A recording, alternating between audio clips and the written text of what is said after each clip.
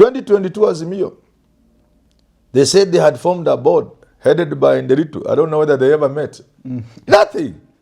Yeah. The single most challenge to Raila's campaign has been the absence of a structure. They have never approached elections in a structured manner. I have a weakness for brains. That's my weakness. I have a bad weakness for, and I must admit it's a bad weakness. I'm willing to fall down for a brain. Yeah. Anybody who has a brain, for me, I have a weakness for that. So Mukisa Kitui has a brain. Why convince Gachagua? Because if you don't convince him... Why convince him not to run? Because you've said that as if it's your opinion that Gachagua should not vie for the presidency. It's not my opinion.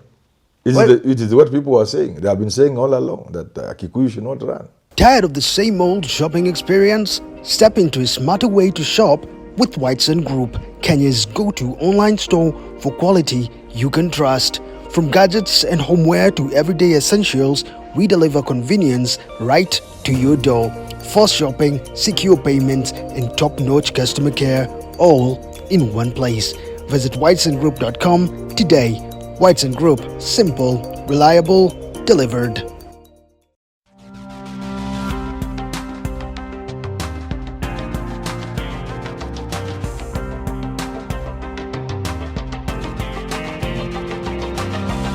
I'm sorry to say this, but I doubt whether the loyal opposition has what it takes to beat William Ruto. The reason I'm saying this is that I've had several conversations with people, and it seems like people are doubting, starting from the appointment of Mukisa Kitui. Prof, I listened to your conversation with Evans, and you made it so rich. You made it seem as if Mukisa Kitui will drive the loyal opposition.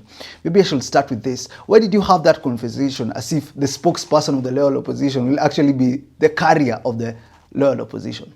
First of all, umetumwa. Have you been bought? Why are you saying that? Why are you saying the opposition will lose? Because I'm saying they won't lose, but I'm doubting. You are doubting. Because this is the conversation they're having, and I honestly have. And you have not been bought? Maybe I have, but if I did, I'd buy you a car. Let's start from there, because these are the conversations on the street. Yeah. And I've talked to people and they're asking, where is Matiang'i? Where is Matiang'i really? What is Gachagua doing? But your conversation on Mukisa Kitui, and Kenyans have actually embraced him. They say they have seen him, they know that the wisdom is carrying. But from your conversation with Okiji, it was as if Mukisa Kitui was going to run the loyal opposition. Why was it important that you had that conversation about Mukisa Kitui in the loyal? First of all, the mention of secretariat. It means there's going to be an organized approach. And this is the single most thing that has been missing with the opposition from 2007. Beginning with the Pentagon. There wasn't a serious secretariat. Called in 2013. It was a Raila affair. He may not agree with me, but that's because we are there, we see. 2017 NASA, there wasn't a serious secretariat. It was a David India affair, I think, and Raila Odinga. There was almost nobody else talking in that secretariat. I was there, I saw it. 2022 Azimio, they said they had formed a board headed by Nderitu. I don't know whether they ever met. Nothing. Yeah. The single most challenge to Raila's campaign has been the absence of a structure. They have never approached elections in a structured manner. And therefore, when this opposition mention a secretariat and appoint somebody no less than Mukisa Kitui, I'm tempted to believe they have solved the jigsaw. Is it called jigsaw? Jigsaw puzzle that Raila has been unable to solve.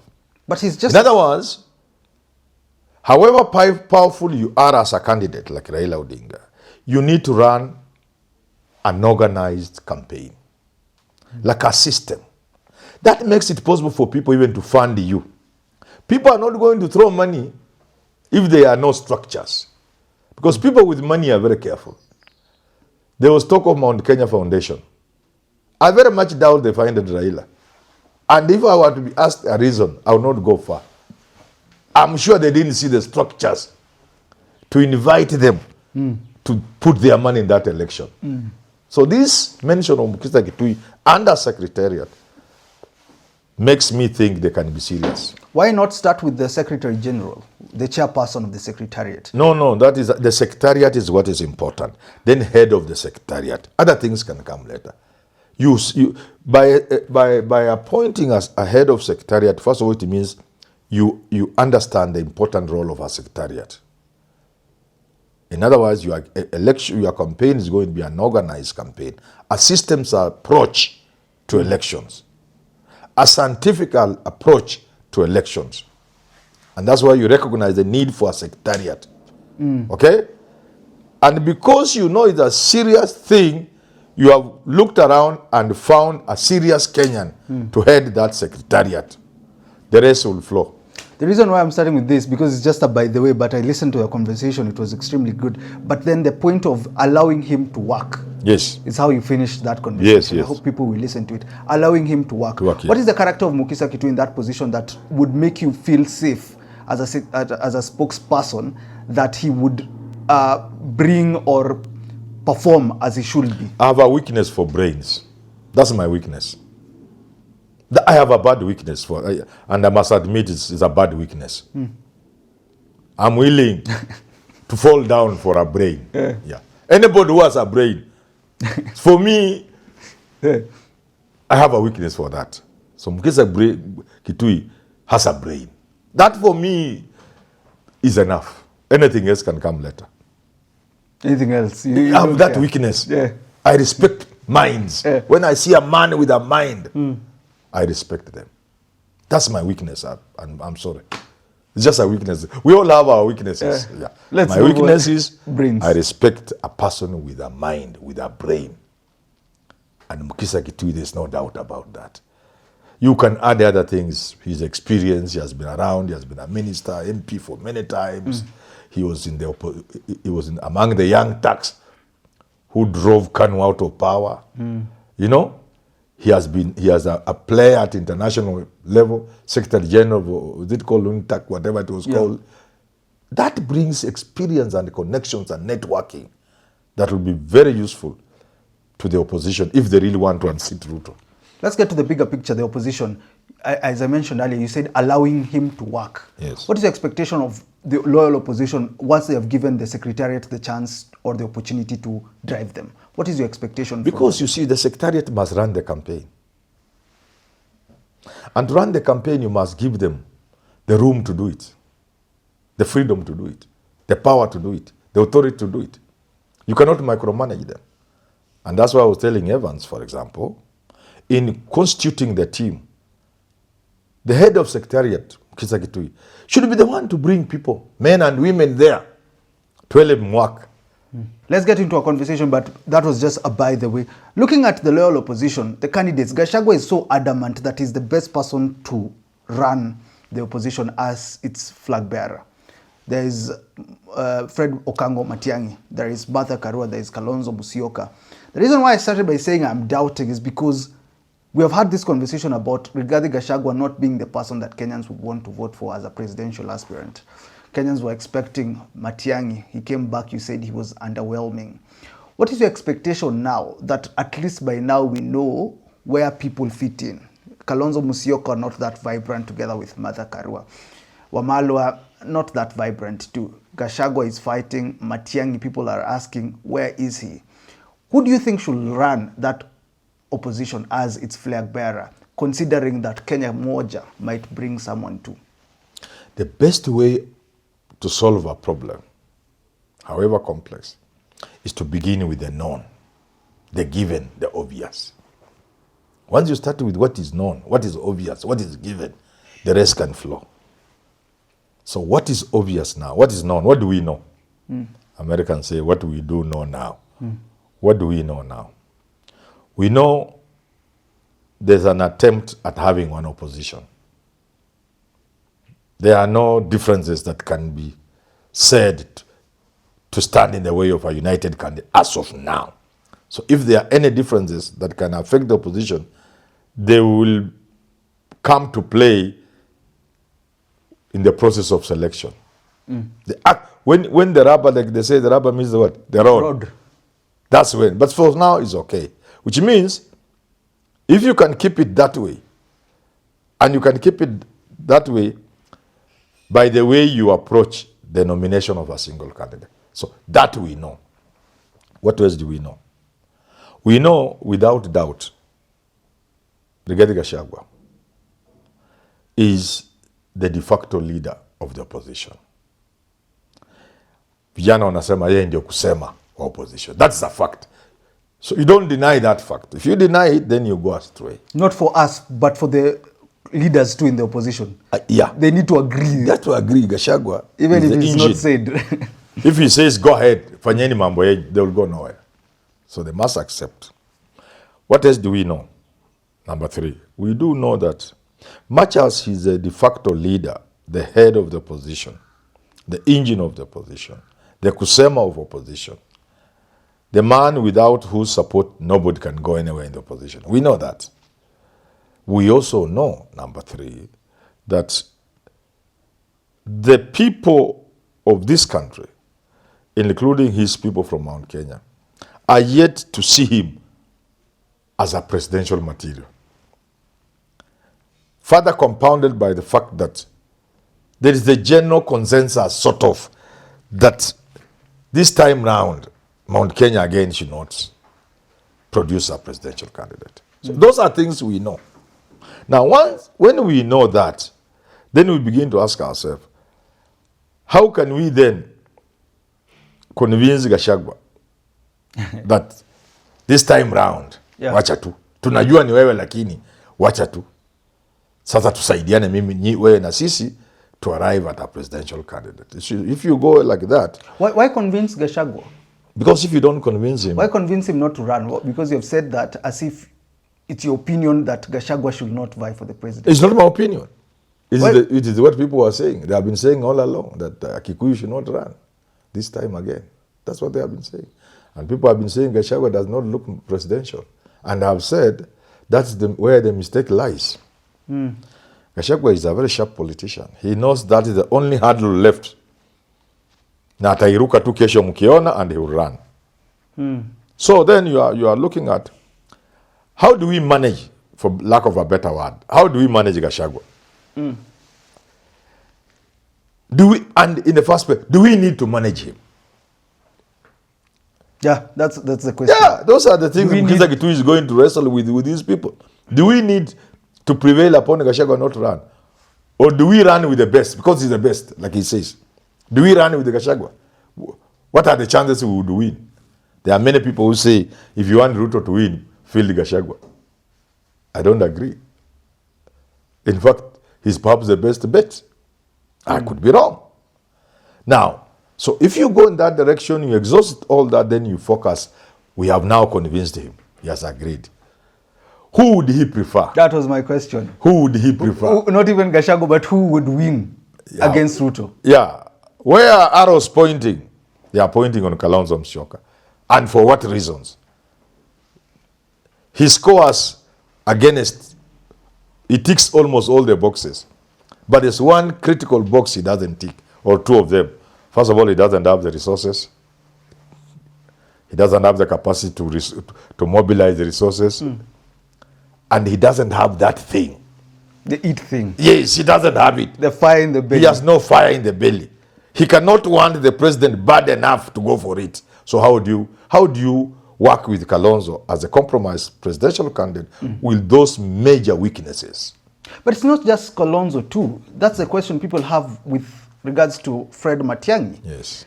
He was expected to bring the fire in the country, to lead the opposition, to be the Gen Z candidate. He came with ashes instead.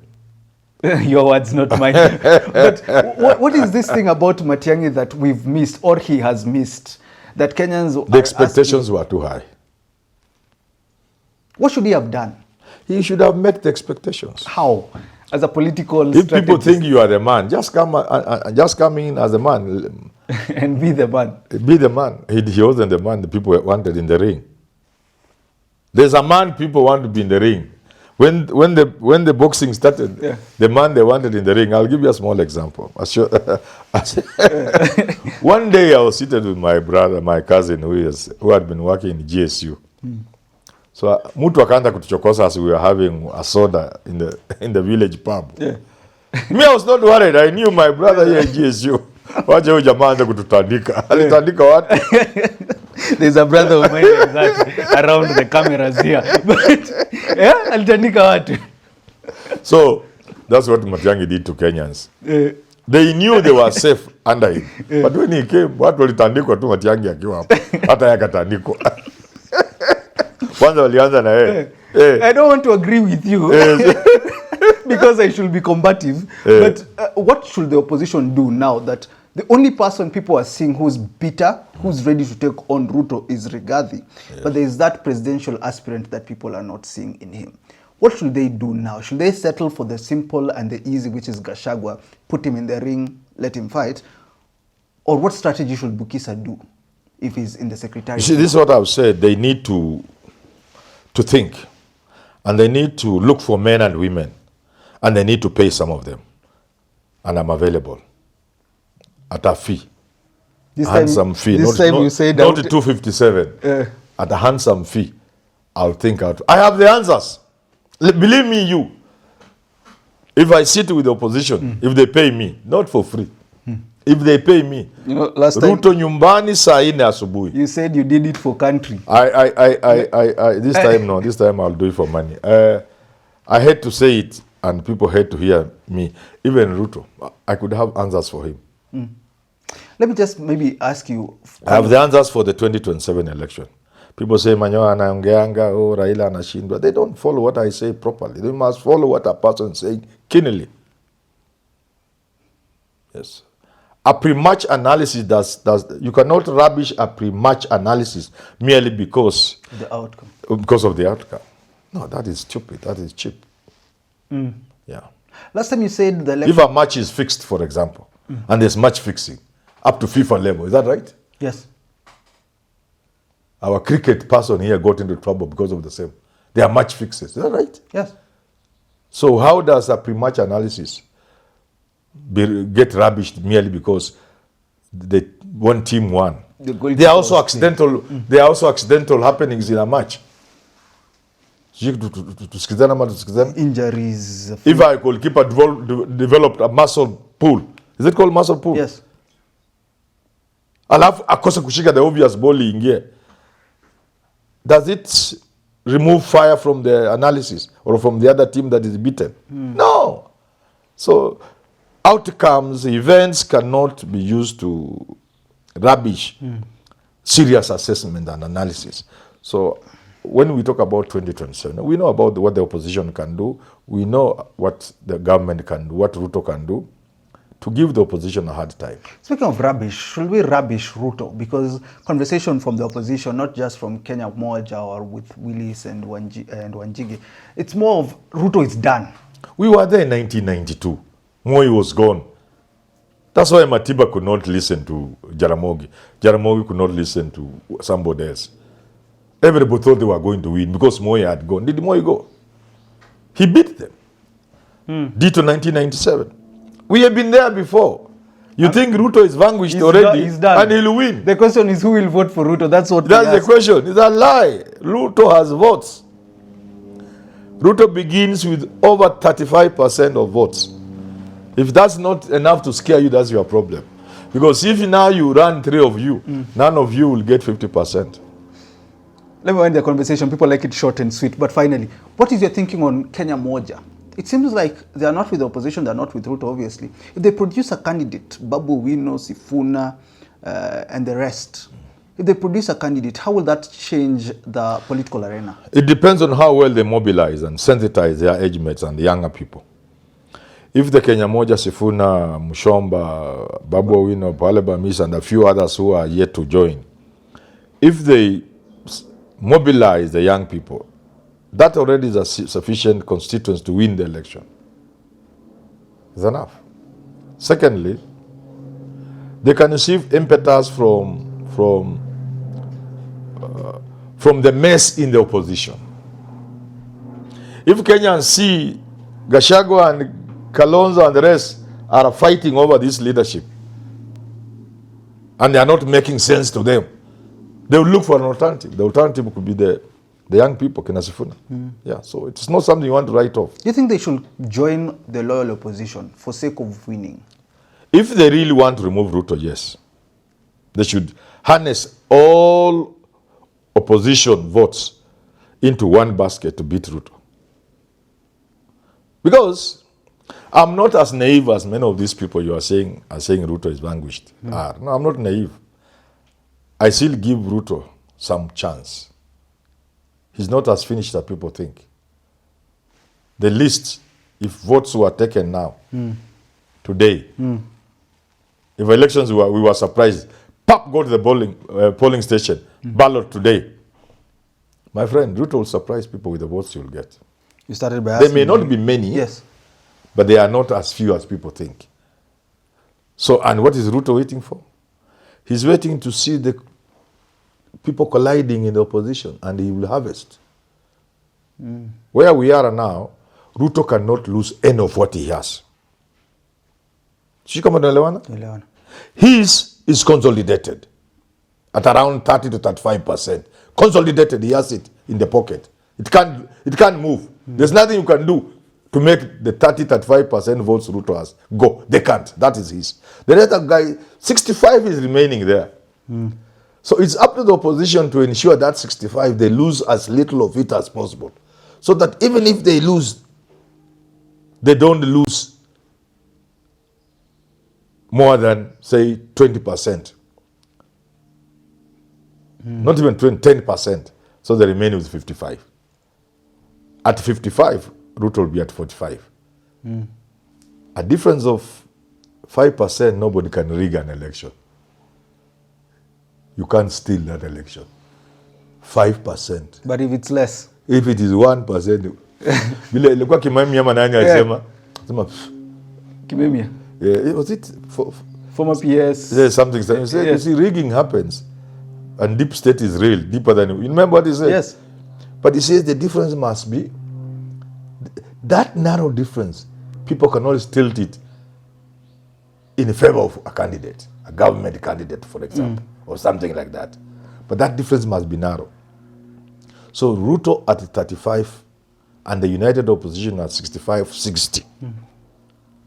The challenge to the opposition is to maintain that and lose as little of it as possible. But I can assure you it's not easy.